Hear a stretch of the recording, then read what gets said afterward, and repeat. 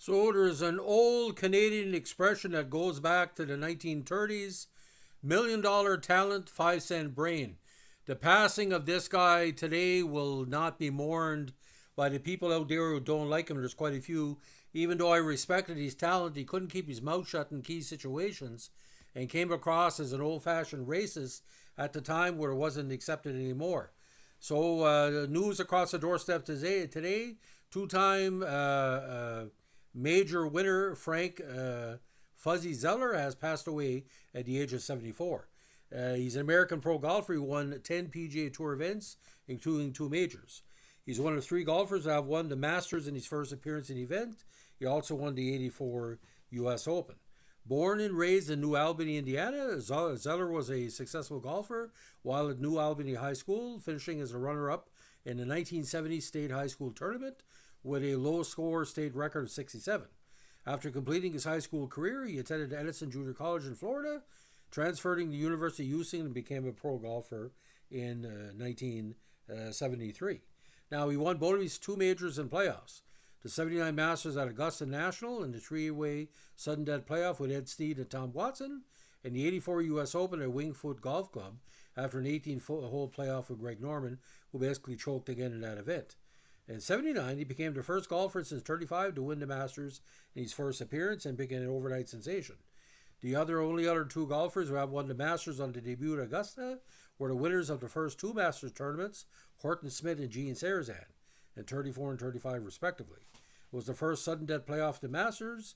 The previous six playoffs were 16-hole rounds on Monday, except 35, which was 36.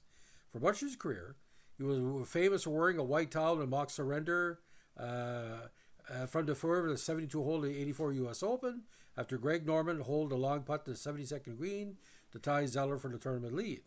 At the end of the 18-hole playoff, the next day between Norman and Zoeller, which Zoeller won by 8 strokes when Norman choked, Norman waved a white towel himself, returning the joke.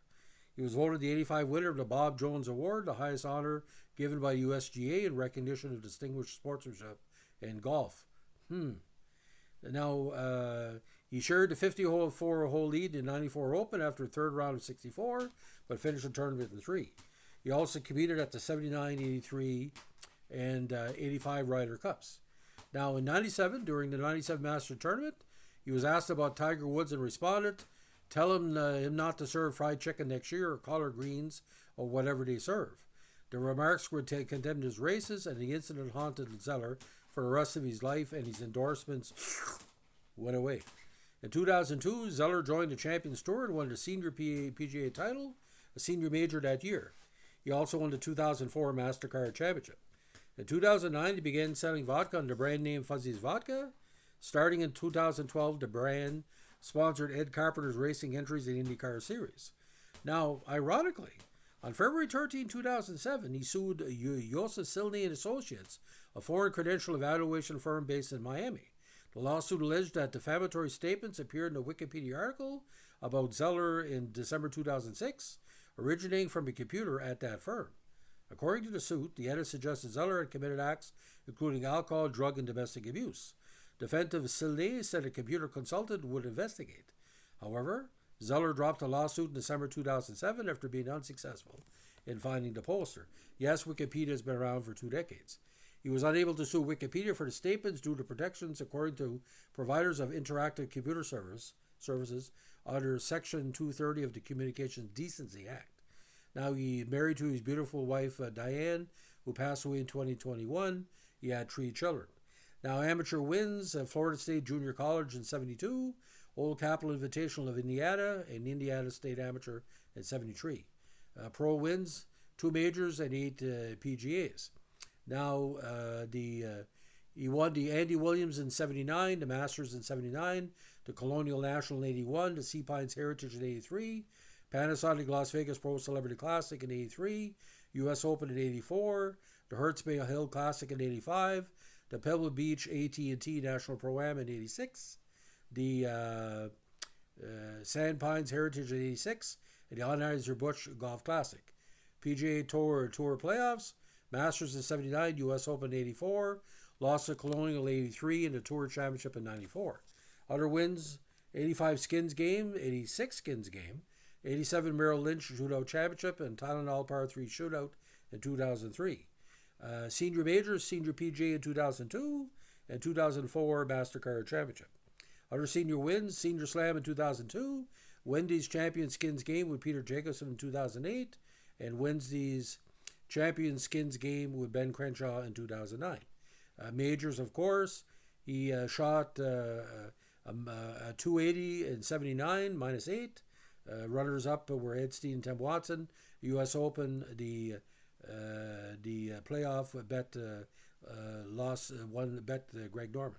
So again, his big years was, of course, in the 80s, and the Masters, he ended up 19, 43rd, 10th, 20th, 31st, cut, 21st, 27, 16, 26, 20, 12, 19, 11, 35, cut, 34th, 33rd, cut, and didn't make the cut for most of the 2000s, except for 2007 when he ended up 60 overall. Now, other key ones, he was third at the Open Championship in 94, second at the PGA in 81, and 8th place at the U.S. Open in 88 and the Open Championship in 86. Now, he was also fifth at the U.S. Open in 91. So, again, the summary, Masters, 1 win, 1 top 5, top 10 twice. U.S. Open, 1 win, 2 top 10s, top 10 5 times. The Open Championship, 1 third and a top 5 1. PGA, 1 second and 1 top 5. And he made 8 consecutive cuts from the 93 Masters and a 94 PGA, and longest streak in top 10s twice.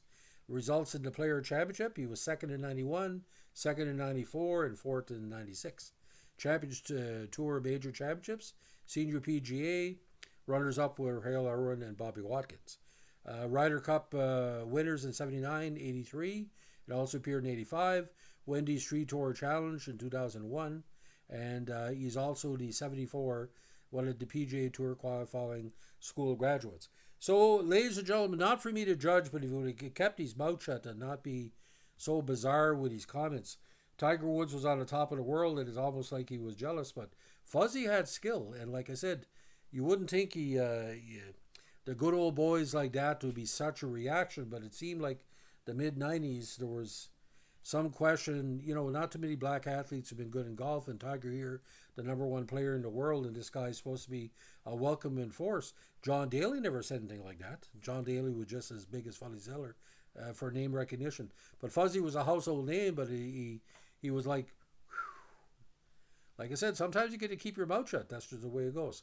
So Fuzzy Zoeller, dead at 74. If you like what you're doing here, with our pro athlete tributes, let us know with a like, comment, subscribe, or share.